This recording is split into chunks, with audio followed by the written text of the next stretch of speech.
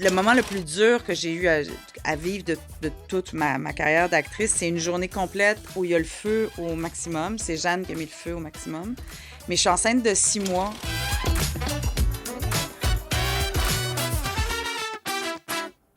Parle-moi de ce projet-là qui a marqué tout le Québec, en fait.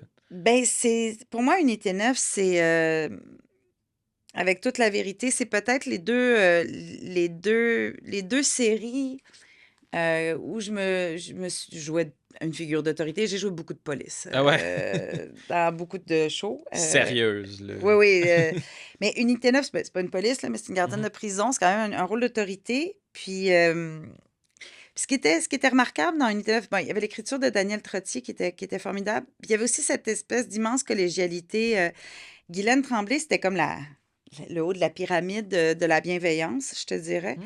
Puis, vu que c'était des conditions quand même assez, assez, assez dures par les textes, par les lieux de tournage, tu sais, tourner dans un studio qui représente un loft ou un studio qui représente un joli petit café, c'est un studio, c'est pas de la vraie lumière, mais c'est chouette. Là, on tournait en prison, on tournait des journées entières dans le trou qu'on appelait, là, ou au maximum, qui sont des cellules, tu sais.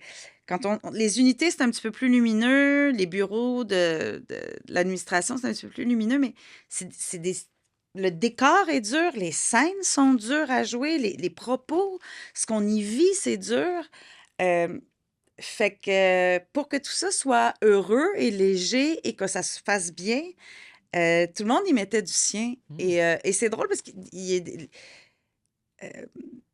tu pouvais pas te permettre des ben de mauvaise humeur parce que c'était une équipe vraiment tissée serrée parce que c'était très exigeant. Hmm. C'était très dur, c'était très lourd. Fait qu'il fallait des gens gentils et heureux et contents d'être sur ce plateau-là pour faire ça. Puis, ben, le propos est universel, je pense. Ce personnage de Marie Lamontagne qui se sacrifie pour sa fille, on comprend assez vite dans la première saison qu'elle prend la balle à la place de... Ben, qu'elle prend la balle, qu'elle prend la peine de Le blanc. prison à la place de sa fille. Euh, bon, c'est un sacrifice ultime. Ensuite, après, la rage au ventre de Jeanne, ces destins-là d'enfants un peu brisés, très jeunes, qui vont mm, toujours faire le mauvais choix, mais pas parce que c'est... Le pardon aussi, apprendre à pardonner à ces gens-là, à comprendre du moins pourquoi les criminels sont des criminels, ils n'ont jamais comme fait, moi je veux devenir criminel, Mhm. tant pis. Tu sais, non, c'est un parcours de vie qui est souvent Suite d'événements. bourré de douleur, de souffrance. Fait que c'était écrit avec beaucoup d'empathie pour les personnages aussi. Fait que c'était... puis oui, je pense que ça a marqué la télévision québécoise parce que il n'y avait pas tant de jugement manichéen. Il y avait Hmm. le bien, le mal, c'était pas si clair, tu sais. Mhm. Jeanne, on la détestait, puis on s'est mis à l'aimer profondément alors que ça restait une peste. Mais c'était une gentille peste, finalement. Tu sais, on apprenait à pardonner, on apprenait à comprendre les gestes de certains, puis à ne pas comprendre les autres. Puis c'est ça. Puis c'était bien beau. C'était un beau cadeau pour moi d'avoir joué ça. Mais tu vois, tu parles d'une transformation. J'avais les cheveux très longs au début de la saison. Puis Jean-Philippe Duval, qui était le même réalisateur que dans États humains, Hmm. qu'on avait d'ailleurs choisi. C'est les acteurs qui avaient passé une audition pour le réalisateur dans États humains. Ah C'était très ouais. drôle, ouais. Puis Jean-Philippe, il m'a dit j'aimerais ça que tu aies une brosse quand tu deviens directrice de la sécurité parce que tu veux vraiment avoir l'air tough. Puis j'ai fait ben, je suis raccord sur d'autres choses. Je pense pas que ça va passer la brosse sur toute la vérité dans laquelle je jouais. Fait que je dis mais si tu veux, on peut vraiment me couper les cheveux courts puis les peigner vraiment de manière très masculine, mais que la coupe puisse permettre d'autres types de Ouais, coiffures. Fait ouais. que je me suis littéralement coupé les cheveux pour la série et j'ai gardé mes cheveux. Je les ai encore dernièrement, je les ai retrouvés. Je fais ah, ben grosse Ben couette voyons. de cheveux. Parce que je pensais les donner à une amie perruquière, puis elle m'a dit ah, ils sont un peu courts, je les prendrai pas, je vais les proposer. Puis de fil en aiguille, je pense que j'ai jamais pu les donner parce que j'ai des gros cheveux très épais. Hmm. Puis, mais ouais, fait que tu vois, quand on parle de don de soi, ouais, Ouais, voilà. ouais, je me suis vraiment coupé les cheveux pour la série. pour le rôle. Puis il n'y avait pas une scène, c'était l'Halloween ou quelque chose comme ça? Vous avez Ah non! fêté l'Halloween? Ou... Ça, c'est parce que c'était très sérieux, les Ah, élèves. bon. On n'avait pas le temps de niaiser, jamais. Non, c'est Mais ça. sauf que moi, je suis tannante. Fait que moi, j'ai amené un masque full face d'extraterrestre, tu sais, avec les yeux comme ça. OK. Puis puis j'ai juste fait faire le gros saut à Guylaine Tremblay, puis ça nous a beaucoup fait rire. Puis là, j'ai menacé de le ressortir. À chaque fois que l'équipe devenait trop sérieuse, je menaçais de sortir ma grosse face d'extraterrestre. Puis tu sais, genre, tu sais, c'est Marie Lamontagne qui vient cogner là, au bureau de la directrice, puis j'ouvre juste la porte, puis Guylaine m'a vraiment trouvé niaiseuse. Puis, mais on avait beaucoup de fun avec Guylaine.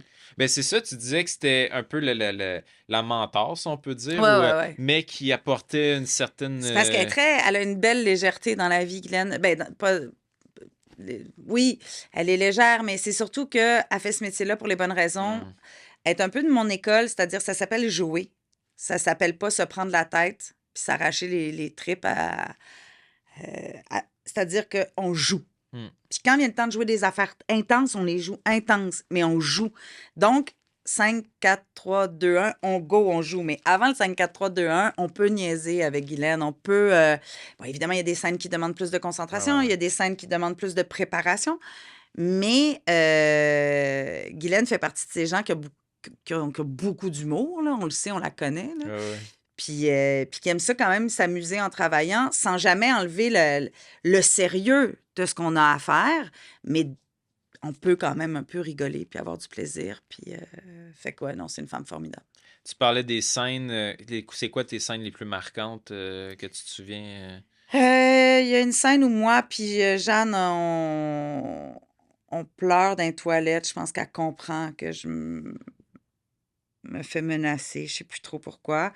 Évidemment, il y a le coup de pelle à Booba pour sauver Jeanne. Dans Unité 9 et dans Toute la vérité, c'est mon fils qui joue mon vrai fils. Oh!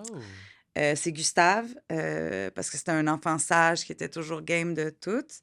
Fait que ça, je me souviens quand même de lui qui joue. Il y a une scène où il dit « Oh, ça, on va le refaire et le refaire et le refaire. » Puis je suis comme « Non, mais tu ne peux pas le dire. Tu peux pas en parler. » Puis, mais je me souviens de scène aussi de la mort du personnage de Micheline Langto. Quand la petite Sarah-Jeanne Labrosse, son personnage se confie à moi sur sa grossesse, puis tout ça. Puis c'est tous des moments, des petits moments comme ça, où je me souviens avoir vécu vraiment des beaux moments de jeu. Ouais. Mais le coup de pelle à Booba, il est surtout connu. Puis c'est le fun, tu sais, c'était une pelle en caoutchouc. C'était le fun. Je ne donnais pas sur la tête, mais c'est cette rage-là, courir. Puis le moment le plus dur que j'ai eu à vivre de toute ma carrière d'actrice, c'est une journée complète où il y a le feu au maximum. C'est Jeanne qui a mis le feu au maximum. Mais je suis enceinte de 6 mois. Puis Dans la vraie vie. Dans la vraie vie, mon personnage ne l'est pas du tout. Et donc, j'ai la bonbonne de gaz qui est quand même lourde, même si je pense qu'elle était probablement vide. Toute la tiraille du pare-pic, toute la tiraille du gardien de prison qui est quand même assez... Les bottes sont lourdes, puis je cours toute la journée à hurler qu'il faut éteindre un feu. Puis ça, je me souviens que c'est dans les journées où j'ai été mais vraiment le plus fatiguée de ma vie, là, au bout de moi-même, à dire « Je pourrais-tu avoir une petite boîte de pommes pour m'asseoir. » Puis là, tout le monde fait comme « Ah oui, c'est vrai, t'es enceinte dans la vraie vie. » Bien comme oublié. Fait qu'à un moment donné, Luc, le chef accessoiriste, qui m'a apporté une chaise. Mais ça, je me souviens que ça a été dur physiquement. C'est rare que je souffre physiquement. Il y a eu des journées de canicule où on a failli mourir à jouer au frisbee aussi, à cuire, là, mais cuire au soleil, à jouer au frisbee dans la cour avec plein de figurants, tout ça. Mais la journée de feu au maximum, c'est une journée très, très pénible. Là. C'est vraiment fatigant. Là. J'étais vraiment, vraiment, vraiment fatiguée. J'imagine, en plus enceinte et tout. Ouais.